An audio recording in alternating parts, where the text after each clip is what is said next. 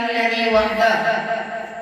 والصلاة والسلام على من لا نبي بعده اما بعد گرامی قدر صدر محترم حضرات سامعین کرام، تخلیق کائنات کے بعد جب اللہ تعالی نے انسانوں کو وجود بخشا تو ساتھ ہی ساتھ بعثت نبی کے مبارک سلسلہ کا آغاز کر دیا گیا تاکہ ان کی امت، ان کی قوم، ان کے پیروکار اور آئندہ آنے والی نسل اپنے نبی کی زندگی کو دیکھ کر عمل کرے، اپنے نبی کے حرکات و سکنات، اپنے نبی کے گفتار و کردار کو نمونہ بنا کر اس کی اقتداء اور پیروی کرے، ان کے نقش قدم پر چل کر خدا کو راضی کرے اور اپنی زندگی کو دنیا اور آخرت دونوں جگہ کھلی گلزار بنائے۔ اسی مقصد کی تکمیل کے لیے اللہ تعالی نے ہر دور، ہر صدی اور ہر زمانہ میں کسی نہ کسی انسان کو مصلح، قائد اور ہادی بنا کر دنیا میں مبعوث فرمایا، اس لیے کہ ساری دنیا عملی نمونہ کا محتاج ہے۔ اس کے بغیر نہ کوئی شخص اپنی منزل کو پا سکتا ہے اور نہ ہی اس کا تصور کیا جا سکتا ہے۔ آپ کو اچھی طرح معلوم ہے کہ صرف کتاب، کوئی فن، کوئی علم و ہنر سکھانے کے لیے کافی نہیں ہوا کرتی ہے۔ صرف کتاب پڑھ کر کوئی مفتی یا فقیر نہیں بن سکتا، صرف کتاب پڑھ کر کوئی عالم یا محدث نہیں بن سکتا، صرف کتاب کے سہارے سے کوئی انجینئر یا پروفیسر نہیں بن سکتا، صرف کتاب الجنائز پڑھ کر کوئی نہ میت کو نہلایا جا سکتا ہے اور نہ دفنایا جا سکتا ہے۔ جب تک کہ کوئی مربی ہماری رہنمائی نہ کرے، کوئی مصلح ہماری اصلاح نہ کرے، کوئی قائد ہماری قیادت نہ کرے، جب تک کہ ہمارے سامنے کوئی عملی نمونہ نہ ہو، جب تک کہ ہماری عملی مشق نہ ہو جائے، اور جب تک صبر و رضا کے ساتھ ہماری زندگیوں میں نقل و تقلید کا مادہ پیدا نہ ہو جائے، اس وقت تک نہ تو ہم کامیاب ہو سکتے ہیں اور نہ ہی ہماری زندگی سے فلاح و بہبود کی امید کی جا سکتی ہے۔ اس لیے حضرت آدم علیہ السلام سے لے کر پیغمبر آخر الزمان صلی اللہ علیہ وسلم کے دور مبارک تک ہر زمانہ اور ہر صدی میں کسی نہ کسی نبی اور پیغمبر کو ہادی، مصلح، رہبر اور رہنما بنا کر مبعوث کیا جاتا رہا۔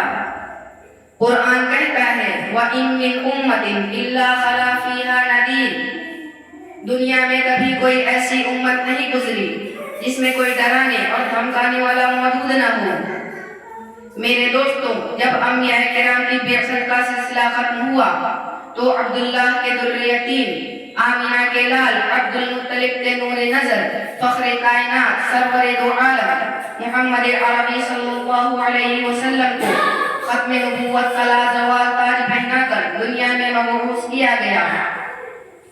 تاکہ قیامت تک آنے والی امت آپ کے اسوہ کی تقلید کرے، اور تقلید بھی کیسی؟ تقلید کامل، زندگی کے ہر شعبہ میں، اٹھتے بیٹھتے، کھاتے پیتے، سوتے جاگتے، چلتے پھرتے، ہر جگہ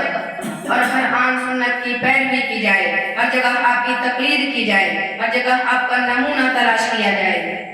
اس لیے آپ صلی اللہ علیہ وسلم کے ضحک و تبسم، سلوک و جنگ، صبر و رضا، غیظ و غضب، آمد و رفت، سفر و حضر، مزاج و مزاج، غرض آپ کی ایک ایک نقل و حرکت کو پوری امت کے لیے شریعت بنا کر پیش کیا گیا ہے۔ آپ آخری نبی اور آخری رسول ہیں۔ آپ پر نازل کردہ کتاب قرآن مقدس بھی آخری کتاب ہے۔ آپ کا لایا ہوا مذہب بھی آخری مذہب ہے۔ اب نہ تو آپ کے بعد کوئی دوسرا پیغمبر آئے گا، نہ کوئی نئی کتاب آئے گی اور نہ ہی کوئی نیا مذہب آئے گا۔ اب رہتی دنیا تک آپ کی تقلید کی جاتی رہے گی اور طالبین رشد و ہدایت ہمیشہ آپ کے اسوہ پر چلتے رہیں گے۔